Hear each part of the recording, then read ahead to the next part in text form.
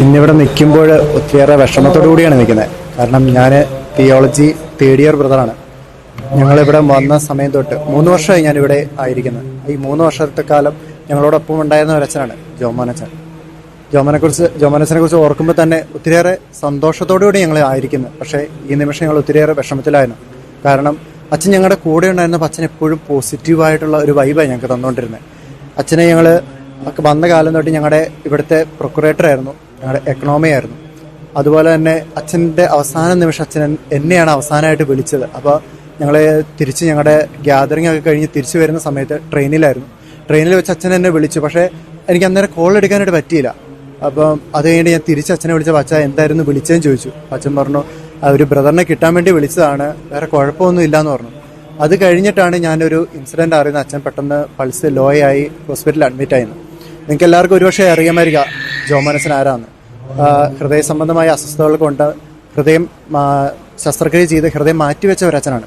അപ്പോൾ അച്ഛനിപ്പോൾ 1 വർഷം കഴിഞ്ഞ് ഹൃദയം മാറ്റിവെച്ച ശേഷം അപ്പോൾ അച്ഛന് ഒത്തിരിയേറെ ബുദ്ധിമുട്ടുകൾ ഉണ്ടായിരുന്നു. ഈ ഇടയ്ക്കൊക്കെ അച്ഛൻ്റെ പൾസൊക്കെ ലോ ആയിരുന്നു. പക്ഷേ എന്തായാലും ദൈവകൃപ കൊണ്ട് അച്ഛന് ഒത്തിരിയേറെ മാറ്റങ്ങളൊക്കെ സംഭവിച്ച് അച്ഛൻ പുരോഗമതിയിലായിരുന്നു.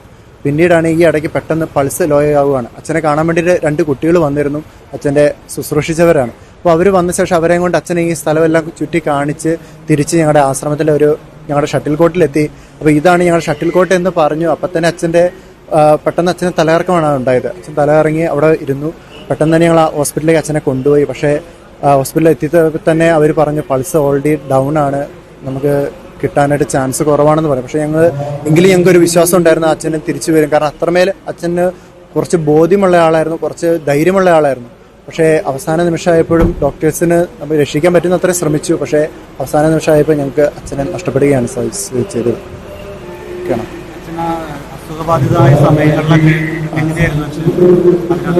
സാധാരണ ഒരാൾക്ക് അസുഖം വന്നിട്ടുണ്ടെങ്കിൽ ആൾ പെട്ടെന്ന് ഡൗൺ ആയിപ്പോകും. ഇപ്പം നമ്മൾക്കൊരു ക്യാൻസർ വന്നിട്ടുണ്ടെങ്കിൽ നമുക്കറിയാം ക്യാൻസറിനോട് മല്ലിടുന്ന ഒരു വ്യക്തിയാണെങ്കിൽ അയാൾ പെട്ടെന്ന് ഡൗൺ ആവും. പക്ഷേ അച്ഛൻ്റെ ജീവിതത്തിൽ അച്ഛനെ സംബന്ധിച്ചിടത്തോളം അച്ഛനെ ഏറ്റവും കൂടുതൽ ശക്തിയായിട്ട് നിന്നത് ദിവ്യകാരുണ്യമായിരുന്നു. വിശുദ്ധ കുർബാനയിൽ എന്നും ആശ്രയിച്ചിരുന്ന വ്യക്തിയാണ് അച്ഛൻ. അപ്പോൾ അച്ഛന് എപ്പോഴും വിശ്വാസം ഉണ്ടായിരുന്നു ദൈവം തന്നെ തിരിച്ച് കൊണ്ടുവരും, തൻ്റെ ഈ ജീവിതം എനിക്ക് തിരിച്ചു നൽകുന്നത്.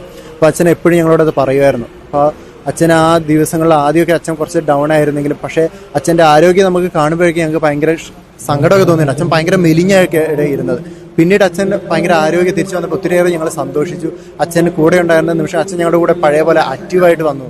അപ്പോൾ ദൈവകൃപയിൽ ആശ്രയിച്ചു കൊണ്ടിരുന്ന ജീവിതമായിരുന്നു. അപ്പം ഏറ്റവും കൂടുതൽ ദൈവത്തോട് കൂടി ചേർന്നിരുന്ന ദൈവത്തിന് വേണ്ടിയിട്ടാണ് തൻ്റെ ഹൃദയം ഇടിക്കുന്നതെന്ന് അച്ഛൻ പറയാറുണ്ടായിരുന്നു. കാരണം വേറൊരാളുടെ ഹൃദയമാണ് തനിക്ക് കിട്ടിയത്, വേറൊരു മതത്തിൽപ്പെട്ട ഒരാളുടെ ഹൃദയമാണ് തനിക്ക് കിട്ടിയത്. പക്ഷേ എന്നാലും ഇതിലൂടെ എൻ്റെ ക്രിസ്തുവാണ് ജീവിക്കുന്നതെന്ന് അച്ഛൻ എപ്പോഴും പറയുമായിരുന്നു. അപ്പോൾ ആദ്യ കാലഘട്ടങ്ങളിൽ വിഷമമൊക്കെ ഉണ്ടായിരുന്നെങ്കിലും പക്ഷേ അതൊക്കെ പെട്ടെന്ന് തന്നെ അച്ഛന് അതിൽ നിന്നൊക്കെ റിക്കവർ ആകാനായിട്ട് ഒത്തിരിയേറെ സഹായിച്ചിട്ടുണ്ട്.